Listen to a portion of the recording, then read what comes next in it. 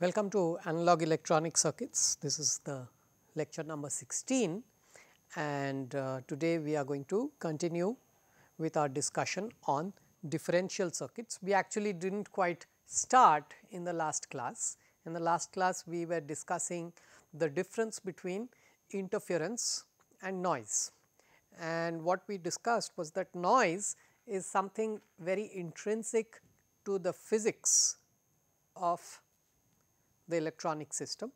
For example, when you have a resistor, inside a resistor the electrons are pushing and shoving each other because of temperature, because of heat. Okay. The same as the gas dynamics, the same mechanism as gas dynamics, and as a result they create a potential. This is called noise. Okay. This is what we are going to call noise. So, noise in analog circuits is very specific, it is related to the physics of the electronic system. Okay. On the other hand, interference is any unwanted signal which is part of the signal. You know, I am speaking to you, at the same time somebody else is speaking to you, right, that is interference. All right. Now, it turns out that I mean these systems were have been developed for several decades, and we have a few pretty robust ways of cancelling out interference. And for example, if I have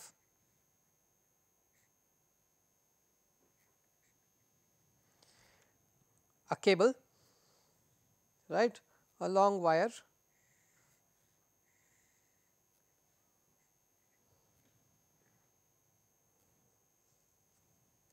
all right. So, this is the transmitter, this is the receiver.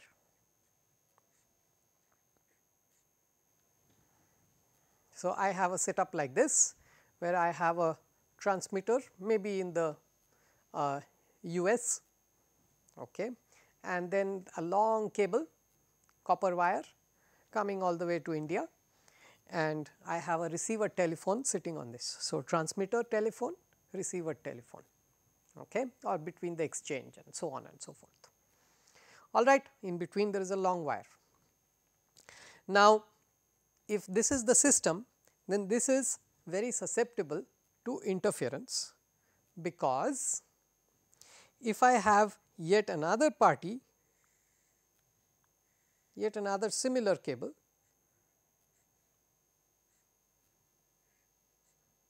so this is Rx1, Tx1, this is Tx2 and Rx2. Say there is a second telephone wire which is coming in the same undersea sheath. Now, these two have capacitance between them, these two long wires have capacitance between them. So, any voltage signal on Tx1 will appear on Tx2, will get coupled onto Tx2. Any voltage signal on Tx2 will get coupled onto Rx1. Okay. So, this is the problem, this is the basic problem. The popular way of getting rid of this interference is by using differential signaling. So, instead of an absolute signal with respect to ground, so Tx1, right, is transmitting a voltage V1 with respect to ground, right, Rx1 is trying to receive that voltage. Instead of transmitting a voltage V1 with respect to ground, why do not we transmit a voltage between two wires? So, now instead of having one copper cable, let us have two copper wires, and we say the transmitter sets up a voltage V1 between these two, and the receiver has to measure the voltage V1 prime between the two wires. Okay. So, this is the strategy that is used. Now, what is going to happen is there is going to be a second pair of cables with Tx2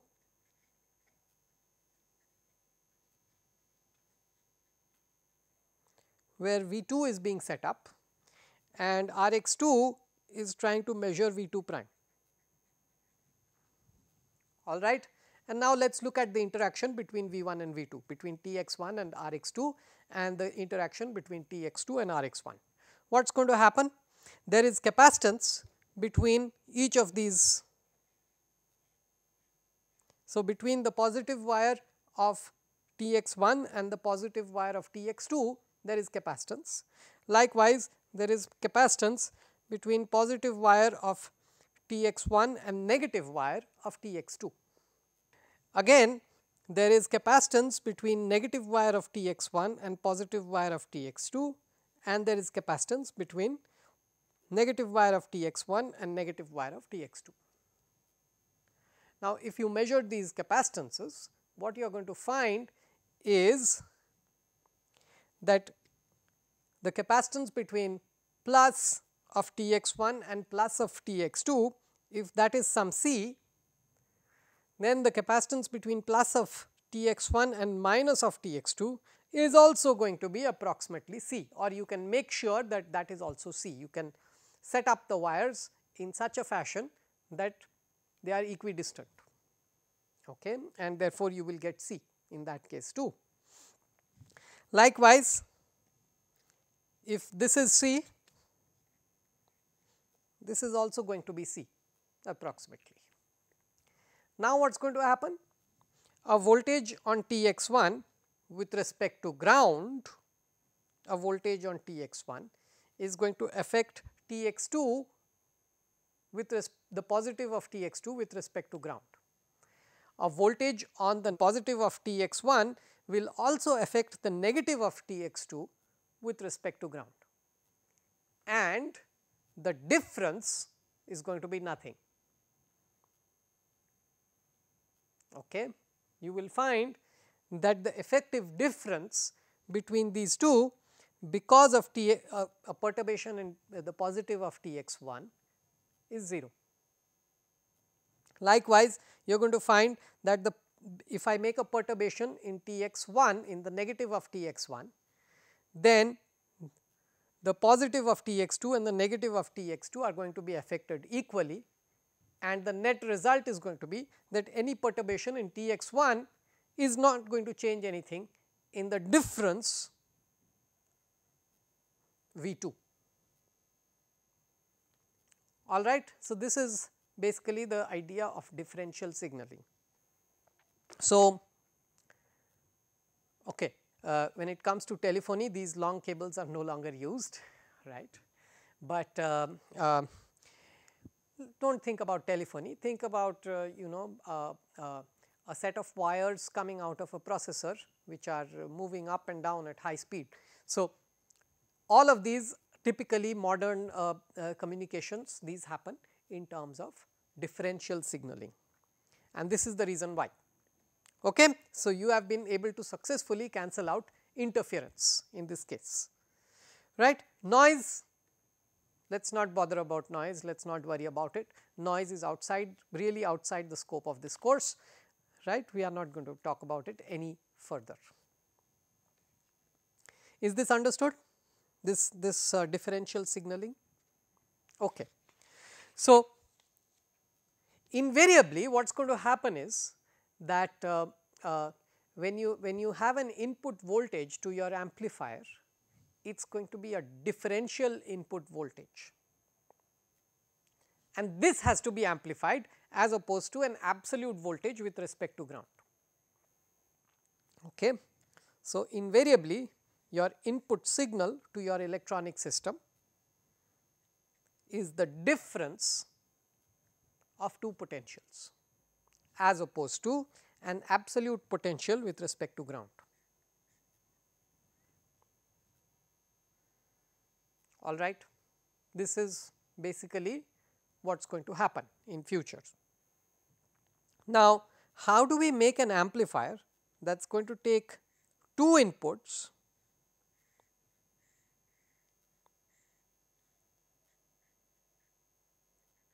and amplify the difference between the two inputs? And ideally, so there are two ways to produce the output. One way to produce the output would be to produce one output with respect to ground. This is one possibility. A second possibility would be to make a difference of two outputs.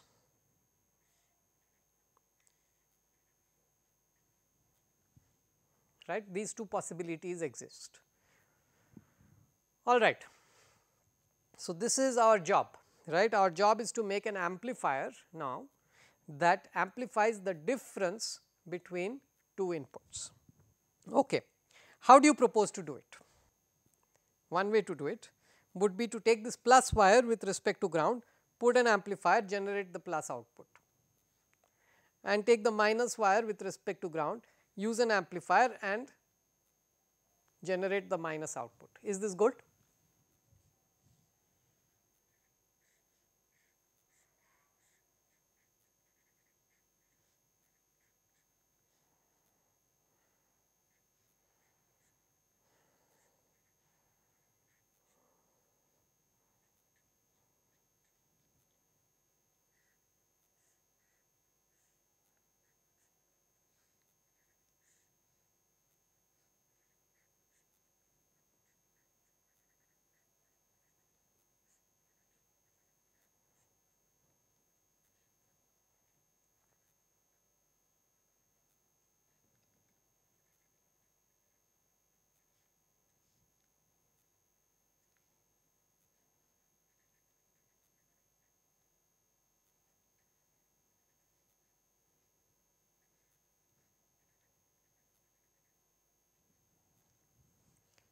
So, I make two amplifiers, I take V in plus, amplify, make V out plus. So, I am doing the green strategy. I take V in plus, amplify, generate V out plus. I take V in minus, amplify, generate V out minus. Is this okay or not okay? Is there any constraint? There is a constraint, right. The constraint is that these two amplifiers have to amplify by the same amount, or in other words, these two amplifiers have to be identical. If they are not identical, then funny things are going to happen. Okay. Ideally, you want V out plus minus V out minus should be some gain times V in plus minus V in minus. Now, if this one has a voltage gain of A1 and this has A2 and A1 and A2 are not equal, then you have a problem, in which case you can rewrite it probably.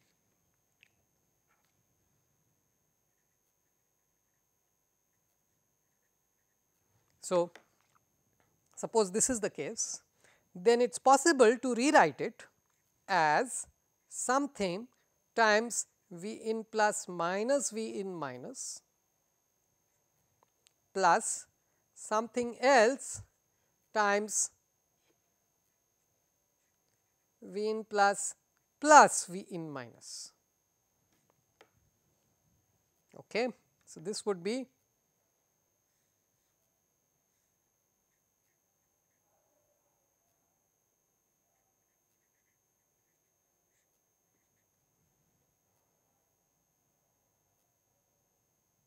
something of this fashion, the average of A1 and A2. Yes. And what would this be? This would be the extra portions.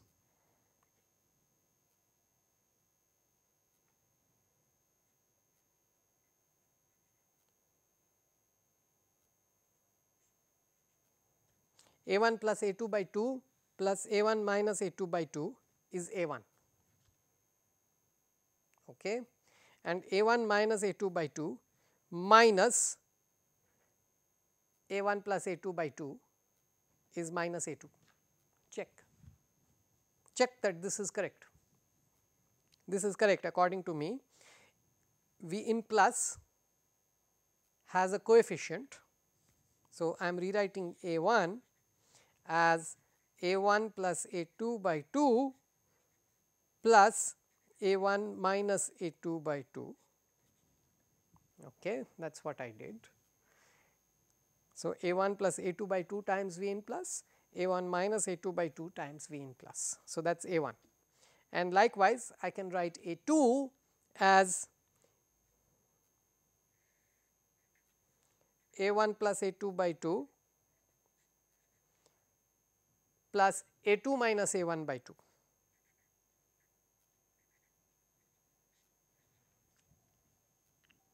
Okay.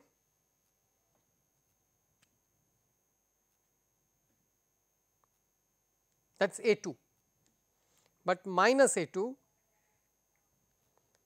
is minus of this, fine, and therefore, you get over here you get minus V in minus times A 1 plus A 2 by 2 and then plus V in minus times A 1 minus A 2 by 2. This is fine, this is just a rewriting of the same thing. Now, this portion is the difference between the two voltages. This portion is the sum of the two voltages, all right. So, for example, if A 1 is equal to A 2, then it is not proportional to the sum of the two voltages, all right, at all. If A 1 is equal to A 2, then V out plus minus V out minus works out to be A times V in plus minus V in minus if A 1 is equal to A 2, right. If the two amplifiers are identical, right, then this portion becomes equal to 0. Otherwise, you have a portion that is proportional to the difference between the two voltages and you have a portion that is proportional to the sum of the two voltages, or in other words the average of the two voltages. So, you can bring in this 2 inside also.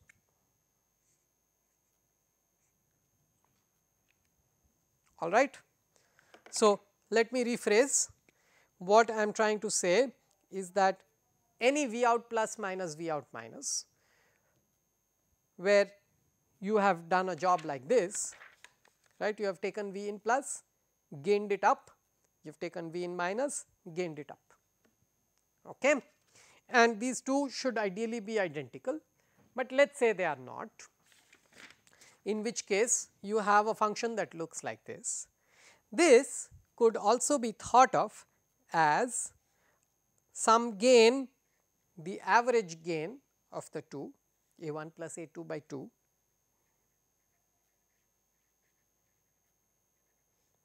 into difference of voltages plus A 1 minus A 2, which is the difference of the two gains,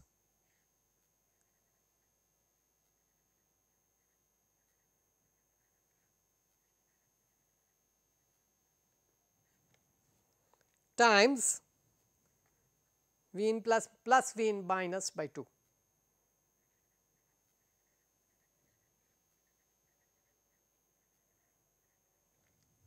Okay. So, this is how I am trying to rephrase it. So, this mismatch of gains should ideally be equal to 0, and if you do it this way, then it is probably not a very good way of doing it, okay, because it is very hard to get amplifier 1 and amplifier 2 to have exactly the same gain.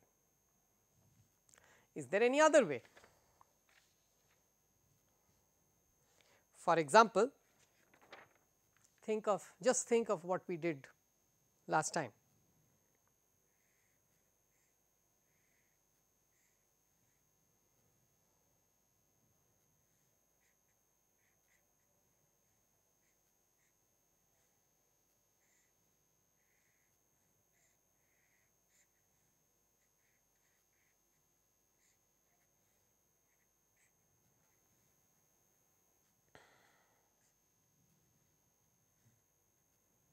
Okay. So, I am going to apply V in plus over here and V in minus over here, right. And I can always think of V in plus and V in minus as the superposition of two voltages, one being the difference of the two and the other being the average of the two.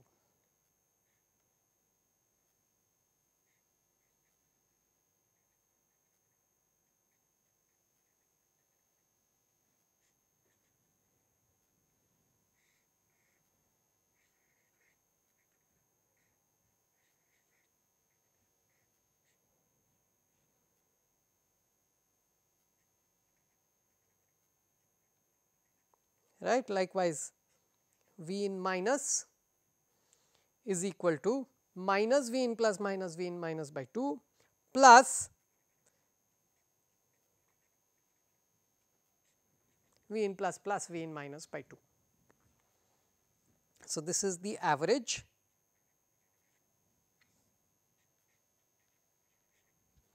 and this voltage is the difference by 2. This is minus diff by 2. Okay. For example, if V in plus and V in minus are perfectly antisymmetric, then their average is 0, right. If V in plus is equal to minus V in minus, suppose, in that case the average becomes equal to 0 and the difference by 2 is pretty much equal to the amplitude of V in plus, okay, because V in plus minus minus V in plus. So, that is 2 V in plus by 2, which is V in plus. All right, is this okay? So, I can always look at V in plus and V in minus as the superposition of two signals. Now, think of the following. In one case, in one experiment, when I had V in plus minus V in minus by 2 and minus V in plus minus V in by 2,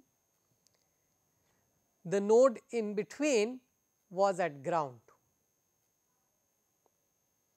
And in the second case, the node in between had no current flowing through it. This was the theorem that we had studied in the last class. Okay. So, I am going to think of superposition, and by thinking of superposition, in one case I will have 0 volts over here, in the second case I will have no current through this wire. All right, these are the two things that we are going to do. In one case 0 volts in between, in the other case no current in between. Now, let us take an output V out plus and V out minus. Okay. Let us take an output from these two networks which are mirror copies of each other, and let us try to do it this way. Let us try to have low gain when this wire is open and high gain when this wire is short to ground. So, let us make N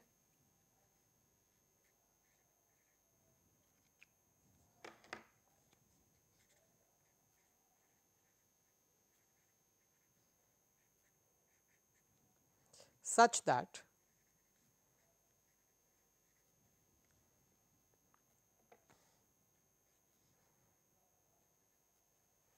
we get high gain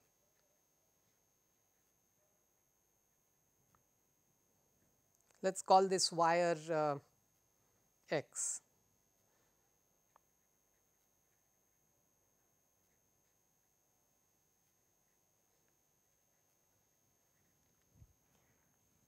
Let us design N, network N, such that we get high gain when X is at ground and low gain when X is open. Okay. Can we do such a thing? If we do this, then what is going to happen? Then V out plus minus V out minus. So, V out plus will be some high gain times, okay, you are going to do superposition. Suppose we do this, okay. Suppose we do this, suppose this high gain is A high and this low gain is A low, suppose. Then what is going to happen? Then what is V out plus and V out, what are these voltages? How do we do the analysis? So, we are going to do the analysis of this circuit in two ways using superposition. First, we are going to apply diff by 2 and minus diff by 2. Okay, we are not going to do superposition one voltage source at a time, right. So, there are only two voltage sources, V in plus and V in minus. Okay. Traditional superposition is by first applying V in plus, you ground V in minus, then you apply V in minus, ground V in plus. Alright, this is traditional superposition. Then what did I do? I broke up V in plus into two voltage sources, diff by 2 and average. V in minus, I have broken it up into minus difference by 2 and average. Alright. Now, what I am going to do is, I am going to do superposition and I am going to do 2 at a time as opposed to 1 at a time. So, first I am going to kill the average. So, now let us make sure that the average is 0. Okay, I am going to apply diff by 2 minus diff by 2 on both sides. Okay. And in the next experiment, I am going to kill the difference, I am only going to have average, in which case I will apply average and average on both sides. So, these are the two experiments we are going to do. Alright. Now, let us do them.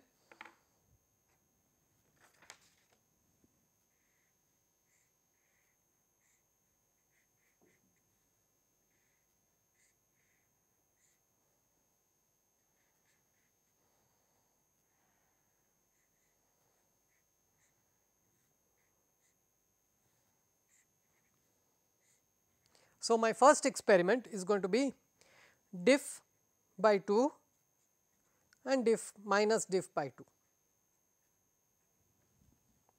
And when I do this, this node is at ground.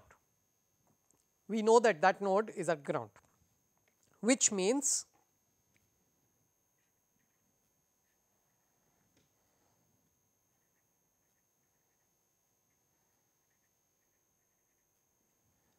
that V out plus. So, now these two networks are decoupled from each other because the middle is at ground. So, they are really not coupled to each other anymore, but they are identical otherwise. So, now V out plus, what is it going to be? Some high gain A high times diff by 2, and V out minus is minus diff by 2 times the same A high.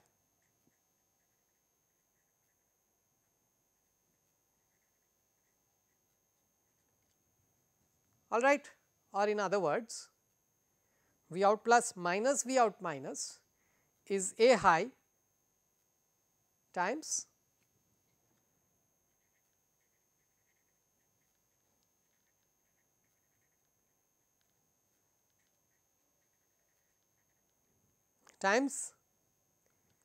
diff by 2 minus diff by 2 times the difference of two voltages.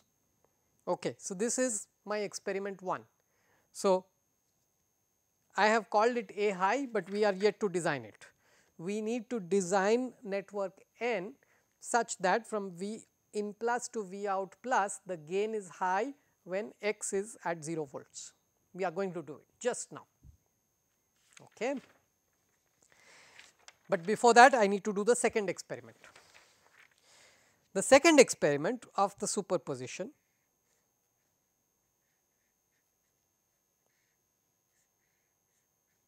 is with the wire open, and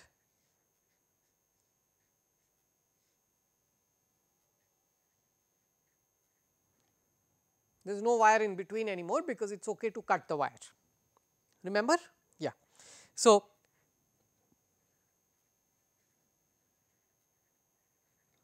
on both sides you have applied the voltage average. You have applied the average voltage on both sides. Okay. So, they are basically the same thing. You have got average network N output, average network N output. Okay. And the relationship we know between output and average is some gain which is V low, A low, in which case V out plus is equal to A low times average, V out minus is some A low times average, in which case V out plus minus V out minus is 0, right, it is automatically 0. V out plus plus V out minus is A low times 2 times average. Over here V out plus plus V out minus was 0. Okay. So, in one case the sum of the outputs is 0 in this case, in one case the difference of the outputs is 0 in the second experiment. Net, what is going to happen? When you apply, when you do both of the experiments at the same time, what is going to happen? The output voltage V out plus is going to be A high times diff by 2 plus A low times average. V out minus is going to be minus A high times diff by 2, V out minus is going to be plus A low times average.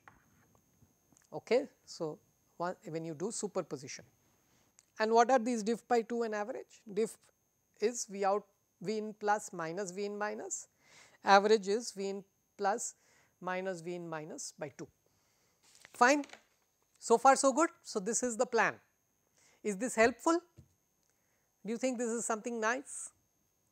This is something nice because even when there is mismatch between N and mirror copy of N, even when there is mismatch, the gain is still A low. So, even if A low is a small number, A low is a small number, right, even if they are different from each other, even if they are different from each other, the net difference from each other as far as the average is concerned is going to be low.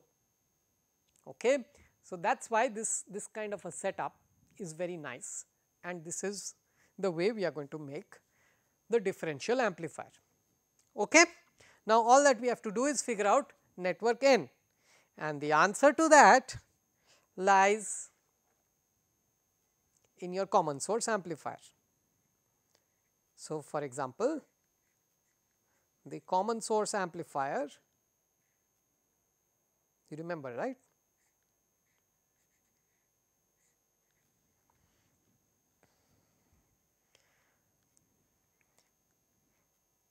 So, ordinarily the common source amplifier, the source is at ground, but let us have a resistor at the source, in which case this becomes a source degenerated common source amplifier. And if you recollect,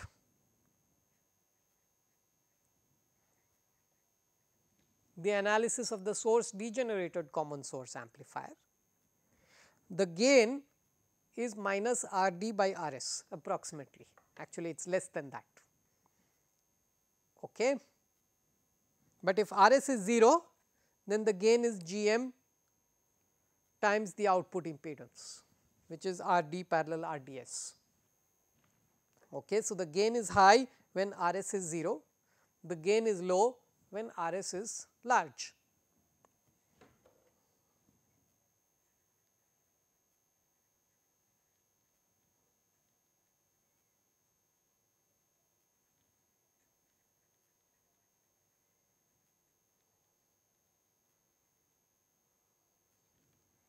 Okay, and this is what we are going to do.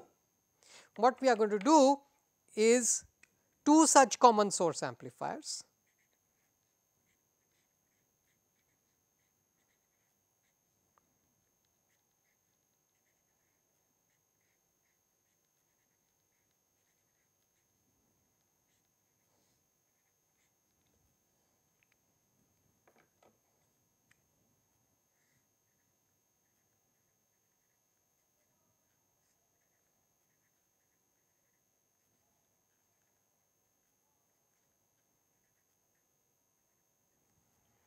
And we are going to connect them right here,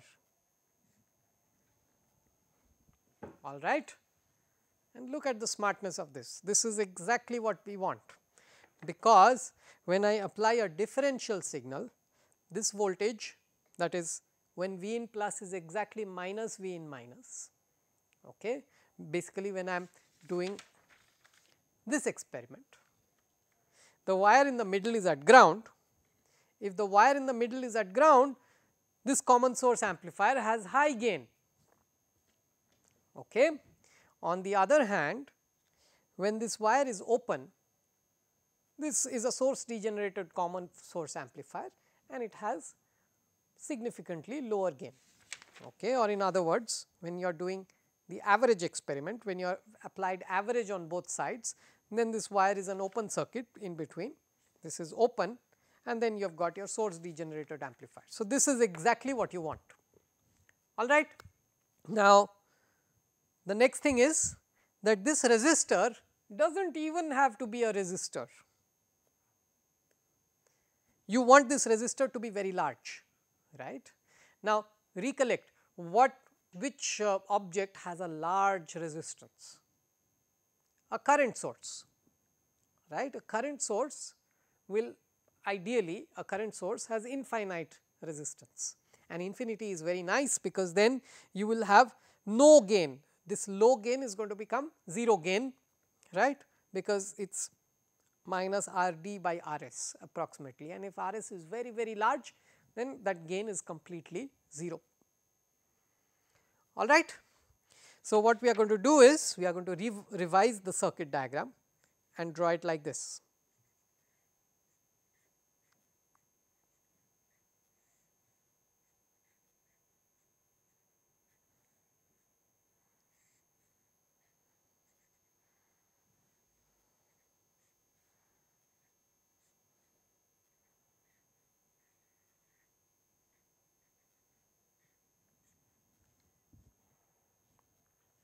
Now, when you have placed the current source over there, automatically the DC operating point is also established. For example, if this is I naught and these two are perfectly symmetric, R d and R d, then I naught by 2 is going to come through each MOSFET, right, and you have established the current through each MOSFET. So, all of these are falling into place, okay. Next thing, of course, we like biasing with a current source, because then I can accurately control the GM of the individual MOSFET, right, I can control the GM. So, all of these techniques are suddenly falling into place, right. First we did all of these theorems, the network theorem, then we said that we will make sure that if for the average signal. So, by the way, this average signal is not really called average, it is called the common mode. So, the technical term is common mode, okay. So, we are henceforth going to call it the common mode signal, and the difference between the two voltages is called the differential mode.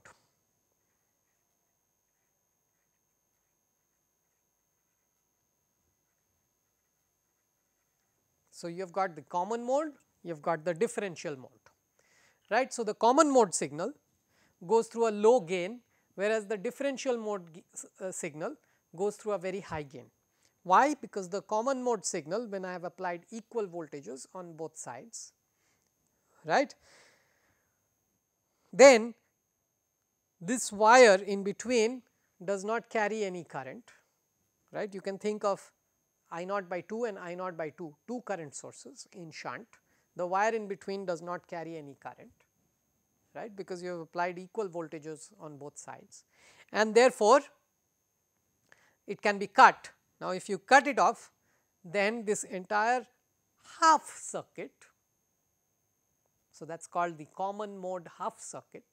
So, this entire common mode half circuit starts looking like a source degenerated common source amplifier, where RS is the output impedance of I naught by 2, okay, and that output impedance of I naught by 2 is going to be hopefully fairly large, in which case the gain that you obtain from the circuit is going to be fairly low. So, the common mode signal, even when you apply a common mode signal, so the average if it changes on both sides, nothing comes out at the output. On the other hand, when you have a differential mode signal, right, one going up, the other going down at the input, then the node in between, that is the fulcrum, it is static, right, one goes up, the other goes down, the node in between is the fulcrum, it is static. So, it is effectively ground as far as signal is concerned, this is ground. Now, if this is ground, then this entire circuit looks like a common source amplifier, which has reasonably high gain, gain of 100, minus 100. Okay. So, this is the strategy, this is your first differential amplifier.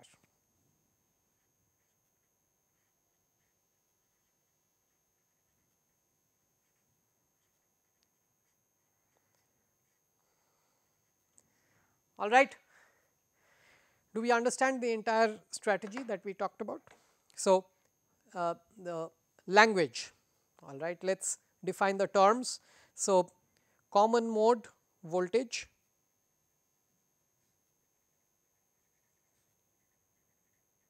refers to the average voltage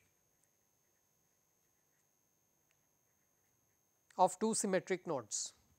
So, the common mode of the two outputs, for example, is the average of the two outputs. Common mode of the two inputs is the average of the two inputs. Okay. Then you have got the differential voltage,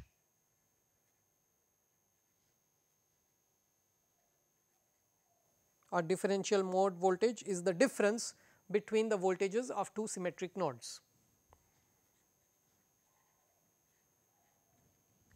Okay, these could be the inputs, these could be the outputs. So, the differential input is V in plus minus V in minus, the differential output is V out plus minus V out minus. The common mode output is the average of the two outputs, the common mode input is the average of the two inputs. Then you have got the common mode gain,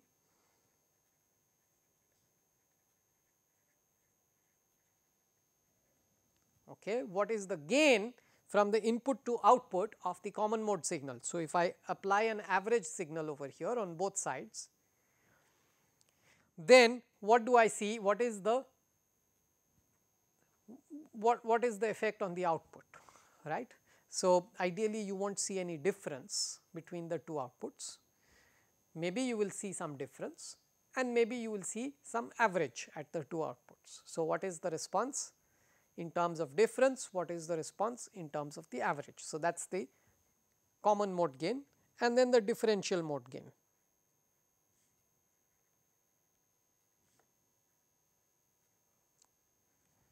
Okay, differential mode gain is I apply a differential input and I observe what is the differential output, right, and find out, work out difference between the two inputs, and I observe the difference between the two outputs and what is the gain provided by the circuit. Okay. Now, some of these circuits have two outputs, two symmetric outputs, and some other circuits will say let us forget the second output, we can only we only require one output.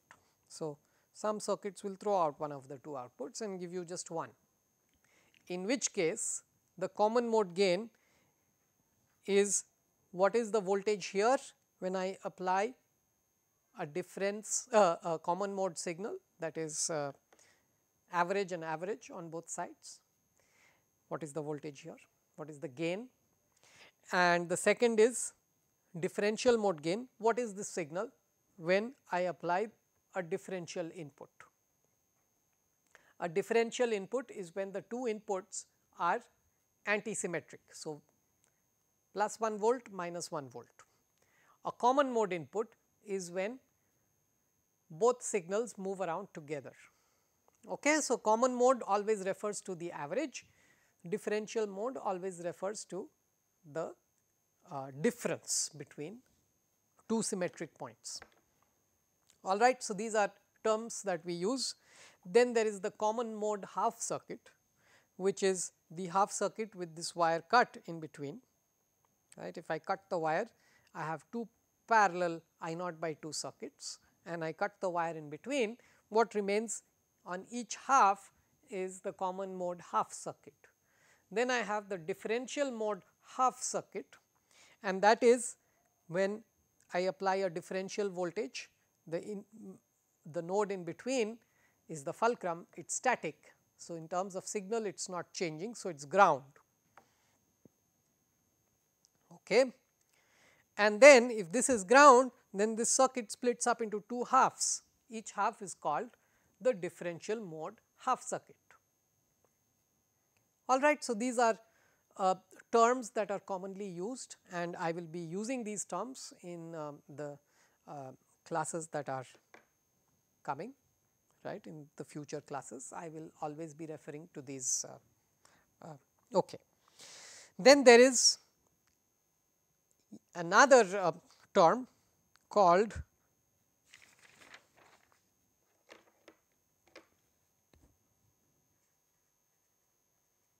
the common mode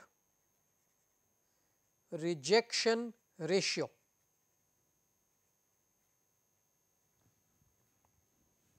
Okay. So, the common mode rejection ratio is defined as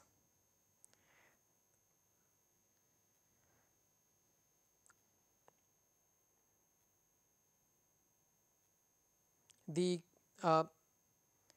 differential mode gain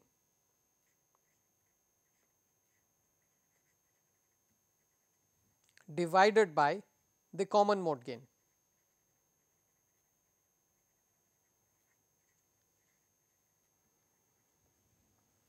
Okay. So, this is pretty much the definition of common mode rejection ratio. You could also think of it as the signal to interference ratio at the output, signal output by interference output. So, interference is the common mode divided by the signal input by the interference at the input. Okay. And S out by S in is differential gain, I out by I in is common mode gain. So, these two are the same. Okay. Signal to interference ratio at the output divided by signal to interference ratio at the input. So, I have got some signal, some interference at the input, and I have got some signal, some interference at the output. What is the difference between these two ratios, right? And if you think about it, this works out to differential gain by common mode gain. The common mode gain is A high, the differential mode gain is A low, and therefore, A high by A low is a substantially large number, right. So, this is the common mode rejection ratio. How much is the common mode rejected, right? It used to be there, but now it is no longer there at the output, right. Even when it is there at the input, it is not there at the output.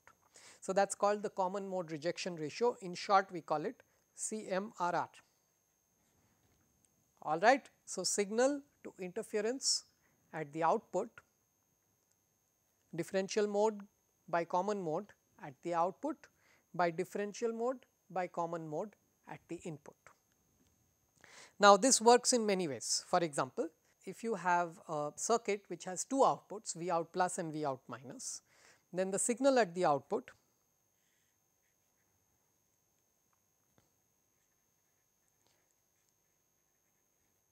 so we will have to work this out. So, there are two different ways of making these differential circuits, right. One where we have symmetric two outputs, in the other we just throw one of the outputs away and we just deal with one output.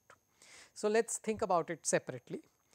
When you have the two output case, what is S out?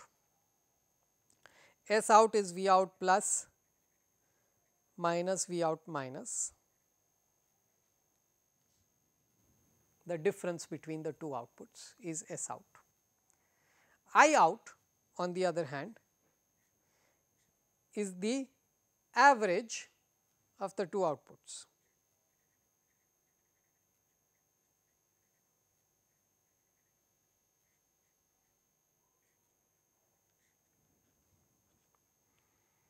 Okay. And likewise S in by I in. So, the difference between the two inputs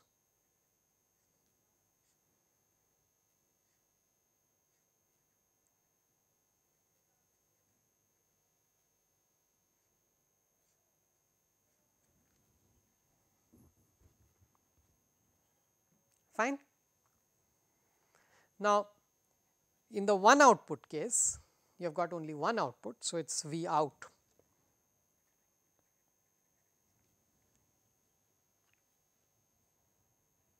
All right. Now, S out is always V out, and what is I out in that case? You do not know, right.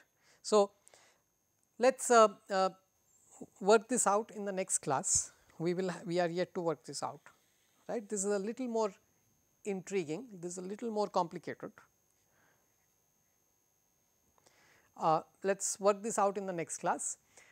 For now, I need to summarize, and what we have done today is we have worked out circuits that can handle interference. First, we worked out circuits that can handle interference.